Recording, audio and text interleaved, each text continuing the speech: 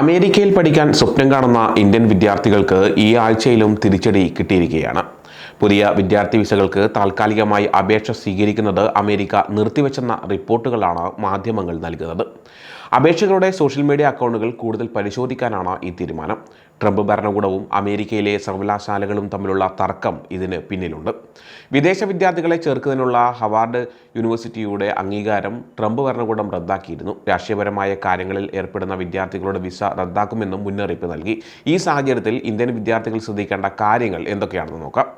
പുതിയ വിദ്യാർത്ഥി വിസകൾക്ക് അപേക്ഷ സ്വീകരിക്കുന്നത് താൽക്കാലികമായി നിർത്തിവെക്കാൻ അമേരിക്കൻ സ്റ്റേറ്റ് ഡിപ്പാർട്ട്മെന്റ് ലോകമെമ്പാടുമുള്ള എംബസികൾക്ക് നിർദ്ദേശം നൽകിയെന്നാണ് പുറത്തുവരുന്ന റിപ്പോർട്ടുകൾ.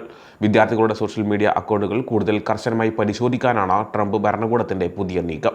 ഇതിനായുള്ള പുതിയ രീതികൾ നടപ്പാക്കുന്നതിന്റെ ഭാഗമായാണ് പുതിയ അപ്പോയിന്റ്മെന്റുകൾ താൽക്കാലികമായി നിർത്തിവെച്ചിരിക്കുന്നത്. സോഷ്യൽ മീഡിയ അക്കൗണ്ടുകൾ എങ്ങനെ പരിശോധിക്കുമെന്നതിനെക്കുറിച്ച് വ്യക്തമായ വിവരങ്ങൾ ലഭ്യമല്ല. ഏതാനും വർഷങ്ങളായി വിസയ്ക്ക് അപേക്ഷിക്കുന്നവർ അവരുടെ സോഷ്യൽ മീഡിയ അക്കൗണ്ടുകളുടെ വിവരങ്ങൾ നൽകേണ്ടതുണ്ട്. സ്റ്റേറ്റ് ഡിപ്പാർട്ട്മെന്റ് വക്താവ് ടാമി ബ്രൂസ് പറഞ്ഞത്, ഈ രാജ്യത്തേക്ക് വരാൻ ആഗ്രഹിക്കുന്നവരെ പരിശോധിക്കാൻ സാധ്യമായ എല്ലാ വഴികളും ഉപയോഗിക്കുമെന്നാണ്. അമേരിക്കയിൽ പഠിക്കുന്ന വിദേശ വിദ്യാർത്ഥികളിൽ ഏറ്റവും കൂടുതൽ ഇന്ത്യയിൽ നിന്നുള്ളവരാണ്. അതുകൊണ്ട് തന്നെ പുതിയ തീരുമാനം ഇന്ത്യൻ വിദ്യാർത്ഥികളെ കാര്യമായി ബാധിക്കും.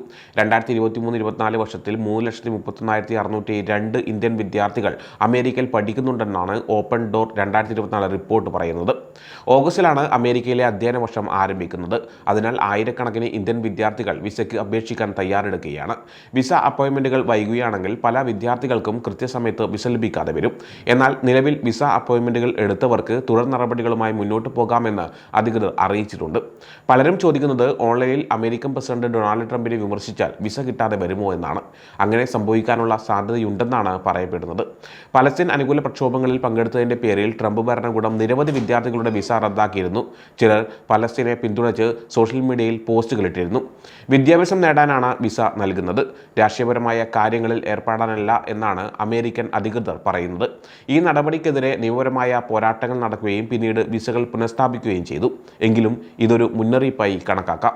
ഇപ്പോൾ കാത്തിരുന്ന് കാണുക എന്നതാണ് ഏക പോംവഴി. വിസ അപ്പോയിന്റ്മെന്റ് എടുത്തവർക്ക് തുടർ നടപടികളുമായി മുന്നോട്ട് പോകാം. പ്രശ്നങ്ങളുണ്ടെങ്കിൽ അതത് യൂണിവേഴ്സിറ്റികളിലെ ഇന്റർനാഷണൽ ഓഫീസുമായി ബന്ധപ്പെടാവുന്നതാണ്. മറ്റു രാജ്യങ്ങളിലെ യൂണിവേഴ്സിറ്റികളിലേക്കും അപേക്ഷിക്കാൻ വിദഗ്ധർ ഉപദേശം നൽകുന്നുണ്ട്. ട്രംപ് ഭരണകൂടവും അമേരിക്കയിലെ പ്രധാന സർവകലാശാലകളും തമ്മിലുള്ള രാഷ്ട്രീയപരമായ തർക്കങ്ങളാണ് ഇതിന് പിന്നിലെ പ്രധാന കാരണം.